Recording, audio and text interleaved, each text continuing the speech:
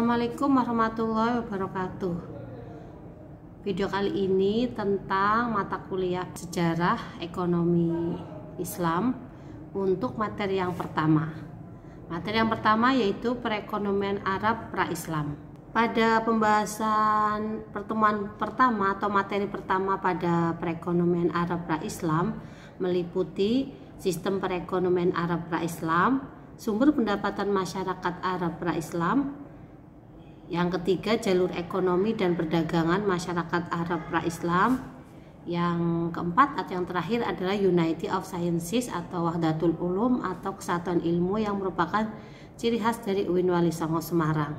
Dalam mempelajari sistem perekonomian Arab pra-Islam, tentunya kita perlu tahu dulu letak geografis Arab pada waktu itu. Yang pertama, kita akan membahas tentang letak geografisnya. Letak geografis Arab itu, Jazirah Arab adalah jazirah yang terbesar di atas dunia. Jadi termasuk jazirah yang terbesar, kemudian banyak padang pasir, gurun, ada padang pasir Sahara, ada padang pasir Gobi. Pokoknya itu wilayah tanahnya itu adalah padang pasir. Lalu negeri Arab juga salah satu daerah yang kering dan paling panas di bumi. Pesan berikutnya adalah tentang masyarakat Arab.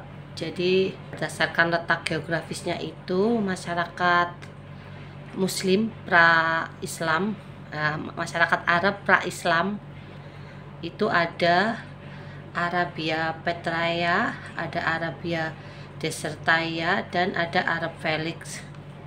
Untuk Arabia Petraea yaitu daerah-daerah yang berbukit-bukit batu memanjang dari semenanjung Sinai. Jadi kalau yang ini daerahnya Arab Petraea itu adalah daerah yang berbukit-bukit, ya, ada pegunungan batu, lalu berada di ketinggian-ketinggian seperti itu karena dia ada di bukit.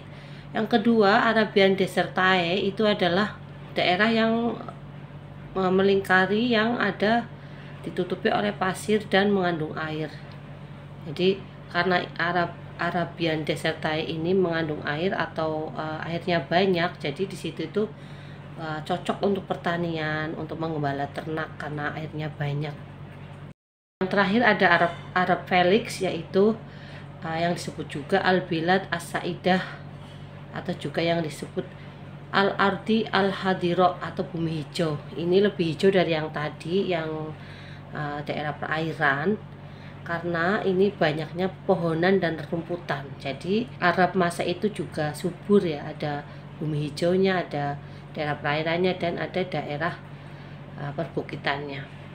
Masih dalam pembahasan sistem perekonomian Arab pra-Islam, wilayah Arab itu juga terdapat samudra. Di sebelah selatan itu samudra tersebut membawa hujan, tetapi pada musim-musim kemarau silih berganti meninggalkan daerah pedalaman. Jadi wilayah Arab itu ada beberapa provinsi, kemudian ada bagian utara yang tandus, ada bagian selatan yang penuh dengan padang pasir, kemudian ada juga yang letaknya strategis. Letaknya strategis dalam peta di zaman kuno, ketika benua Australia dan Amerika belum dikenal, karena letaknya di antara benua Asia, Eropa, dan Afrika, itu Arab sudah muncul duluan. Jadi Arab sudah merupakan wilayah yang strategis peta dunia antara benua-benua tersebut.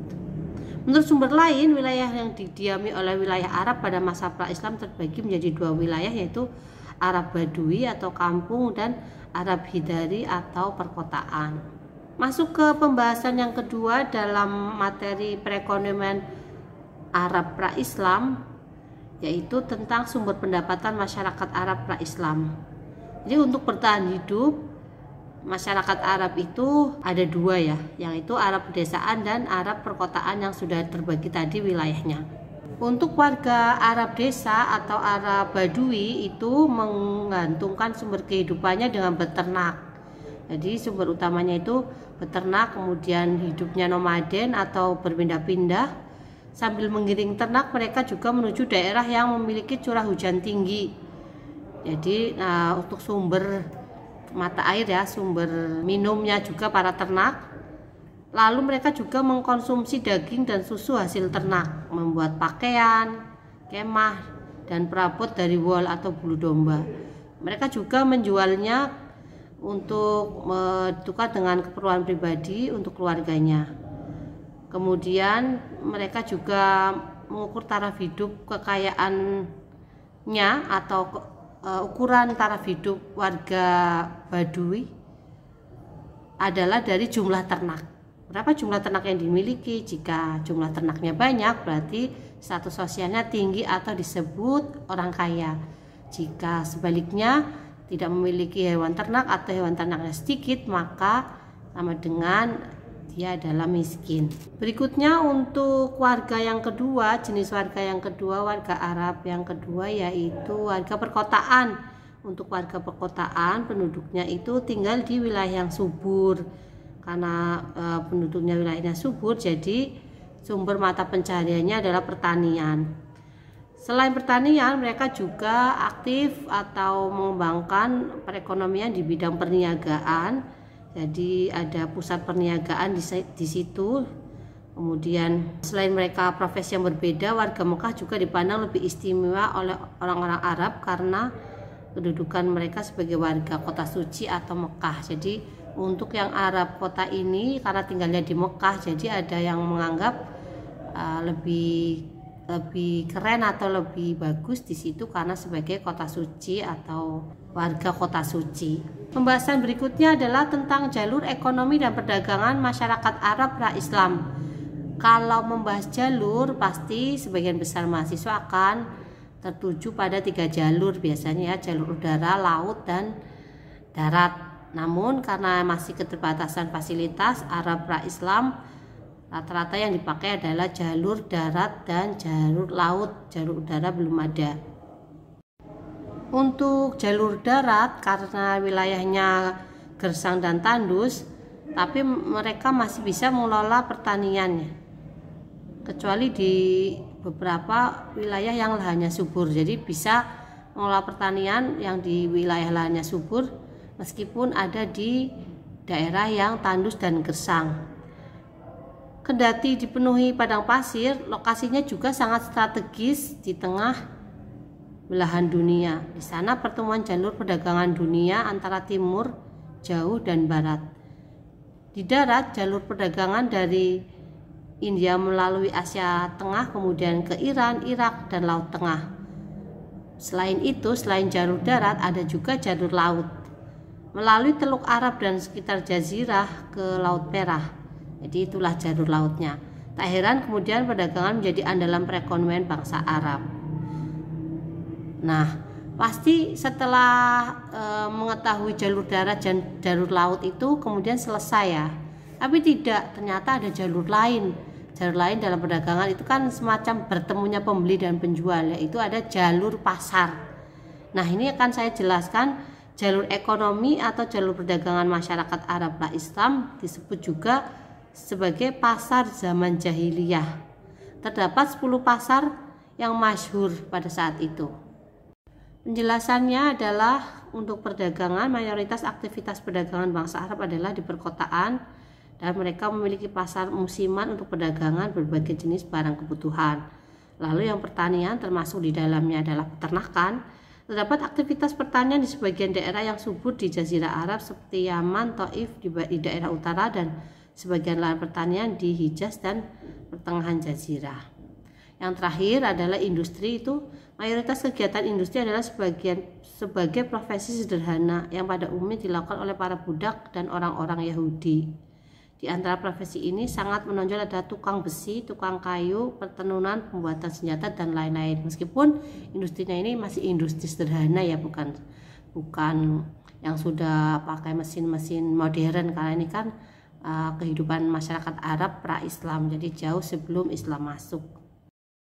Untuk jenis-jenis pasarnya itu ada pasar yang paling terkenal di Jazirah Arab yaitu pasar Ukas.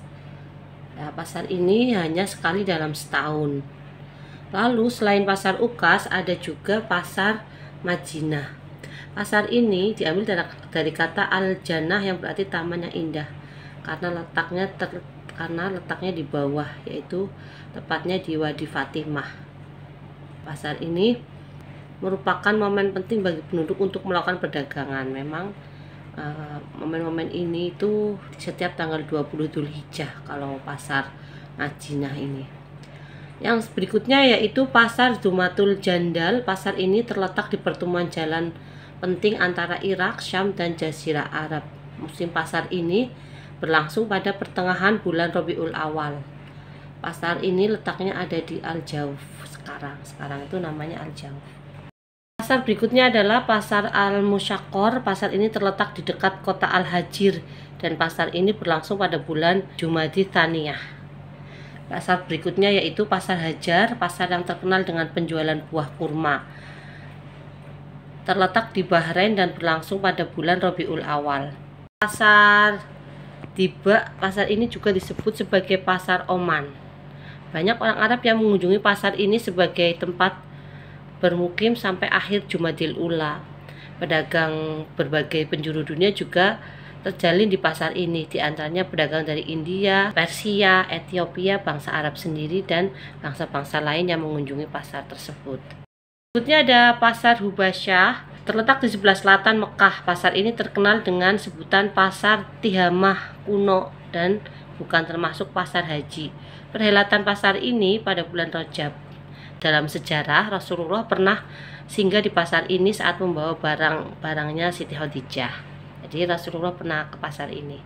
Pasar berikutnya itu Pasar Suhar. Tempat ini merupakan kota yang paling ramai, letaknya di atas Laut Oman. Pasar ini diadakan pada bulan yang sama dengan Pasar Hubasyah, yaitu Pasar Hubasyah itu pada perhelatan haji. Yang terakhir adalah Pasar Asyir.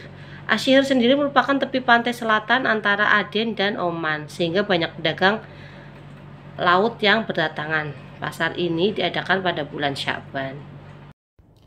Itulah tadi jalur perdagangan baik darat maupun laut, kemudian jalur pasar, termasuk jenis-jenis pasarnya, kapan beroperasinya, mana jalur yang dilewati apa saja, negara mana saja, kemudian kapan bisa dilakukan gitu ya.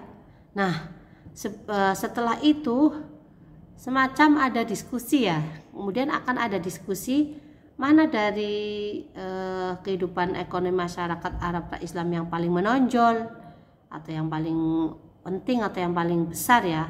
Apakah dari perdagangan, pertanian, ataukah industri ya.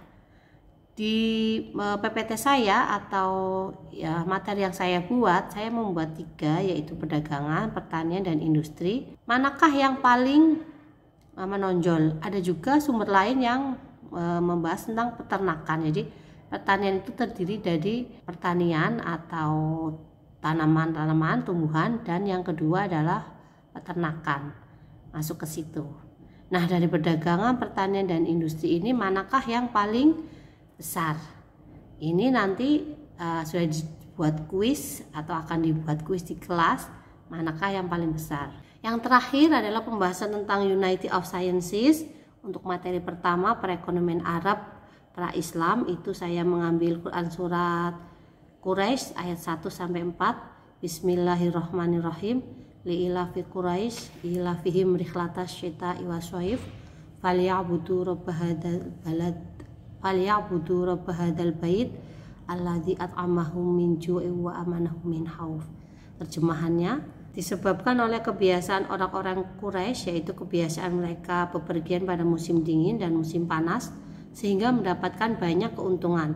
Maka hendaklah mereka menyembah Tuhan, pemilik rumah ini atau Ka'bah, yang telah memberi mereka makanan untuk menghilangkan lapar dan mengamankan mereka dari rasa takut.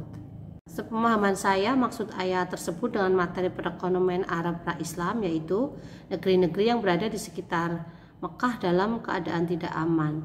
Sering terjadi perampokan, pembunuhan, kekacauan, dan peperangan antar kabilah, sehingga orang tidak dapat merasakan kedamaian dan keamanan atas jiwa, keluarga, dan hartanya.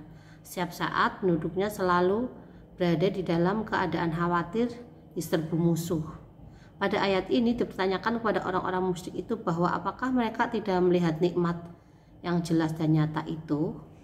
Apakah mereka tidak merasakan sedikit juga bahwa Allah telah mengistimewakan mereka dari penduduk negeri di sekitar mereka? Kenapa mereka tidak meninggalkan penyembahan berhala yang mengotori Ka'bah itu? Sebenarnya orang Mekah telah mengetahui semuanya, tapi karena keingkaran mereka mempercayai yang batil dan mengingkari nikmat Allah.